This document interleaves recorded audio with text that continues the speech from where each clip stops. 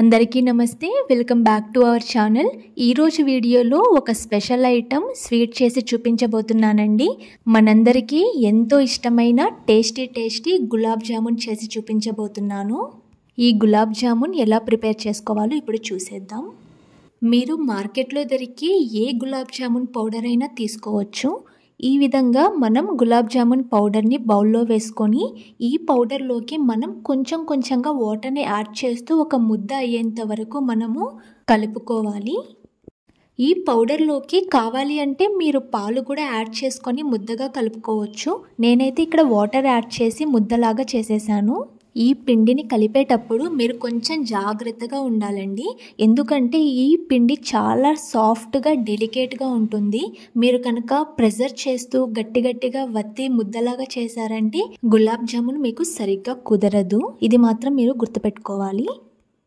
ఈ విధంగా మనం పిండి మొత్తాన్ని సాఫ్ట్గా కలుపుకున్న తర్వాత నెక్స్ట్ మనం పాకం కోసం పంచదారని రెడీ చేసుకుందాము.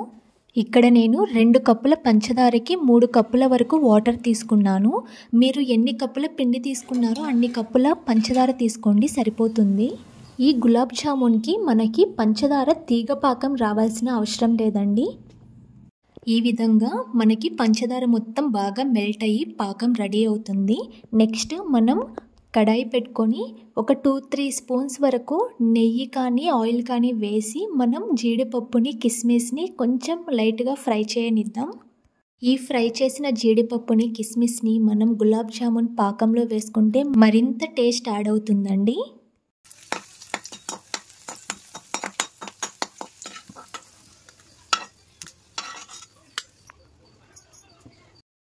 నెక్స్ట్ ఇందులోనే మనం గులాబ్ జామున్ని ఫ్రై చేసుకోవడానికి కావలసినంత ఆయిల్ని కూడా వేసి హీట్ చేద్దాము. ఈ ఆయిల్ హీట్ అయ్యేలోపు మనం ఆల్రెడీ పిండి చేసి పెట్టుకున్నాం కదా, ఆ గులాబ్ జామున్ని చిన్న ముద్దలుగా ఈ విధంగా మనం బాల్స్గా చేసి పెట్టుకుందాము. ఈ విధంగా మనం గులాబ్ జామున్ పిండి మొత్తాన్ని కూడా చిన్న బాల్స్ లాగా రెడీగా పెట్టుకొని ఇప్పుడు హీట్ అయిన ఆయిల్లో ఇవి కొంచెం గోల్డెన్ బ్రౌన్ కలర్ వచ్చేంత వరకు ఫ్రై చేసుకోవాలి. ఈ గులాబ్ జామున్ మనం మీడియం ఫ్లేమ్లో పెట్టుకొని మాత్రమే ఫ్రై చేసుకోవాలి. హై ఫ్లేమ్ పెట్టారంటే మాత్రం మీకు రంగు మారుతుంది కానీ లోపల అనేది అసలు ఉడకదు.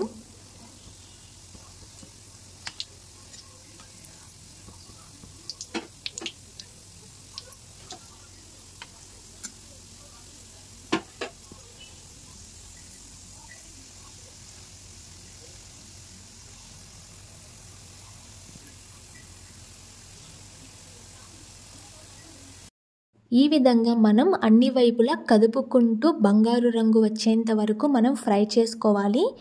ఇలా ఫ్రై చేసుకున్న గులాబ్ జామున్ని మనం ఆల్రెడీ రెడీ చేసి పెట్టుకున్న పంచదార పాకంలో వేసుకోవాలి. ఇదే విధంగా మనం మిగిలిన గులాబ్ జామున్ని కూడా ఈ విధంగా గోల్డెన్ బ్రౌన్ కలర్ వచ్చేంత వరకు ఫ్రై చేసుకొని మనం పంచదార పాకంలో వేద్దాం.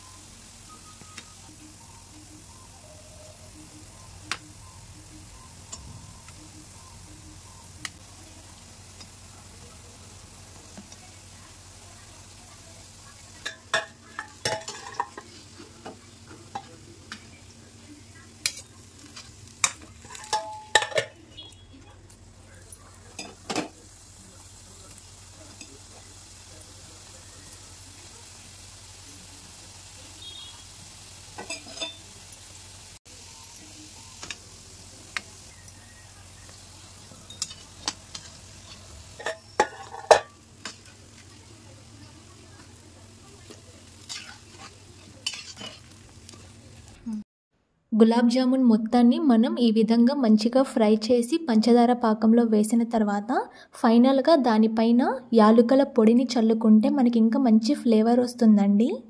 మీరు కావాలి అంటే మనం పంచదార పాకం రెడీ చేస్తున్న టైంలోనే మనం ఈ యాలుకల పొడిని కూడా వేసుకోవచ్చు.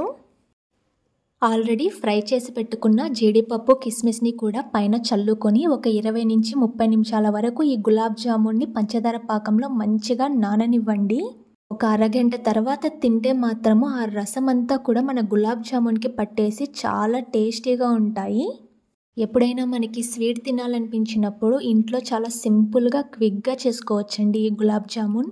ఈ వీడియో కనుక మీకు నచ్చినట్లయితే లైక్ చేయండి, షేర్ చేయండి, సబ్స్క్రైబ్ చేయండి. మీరు కూడా మీ ఇంట్లో నేను చెప్పిన విధంగా ట్రై చేసి మీకు ఎలా వచ్చిందో కమెంట్ చేయడం మాత్రం మర్చిపోవద్దు. Thank you for watching.